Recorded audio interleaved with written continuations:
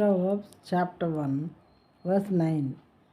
For they are a graceful garland for your head and pendant for your neck.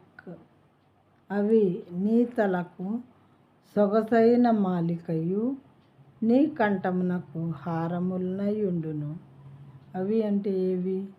పైన 8th verseలో చెప్పినటువంటి తండ్రి ఉపదేశము, తల్లి చెప్పు బోధ, ఈ రెండు కూడా తండ్రి చేసేటటువంటి ఉపదేశము, తల్లి చెప్పేటటువంటి బోధ, ఈ రెండు కూడా ఎలా ఉంటాయంట మనకు? నీ తలకు సొగసైన మాలికయు నీ కంఠమునకు హారములై ఉండును.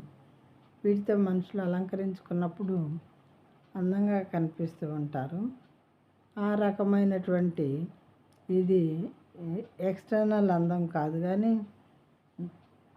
ఇంటర్నల్ అంటే పరిశుద్ధతకు సంబంధించినటువంటి అని అర్థం వస్తుంది.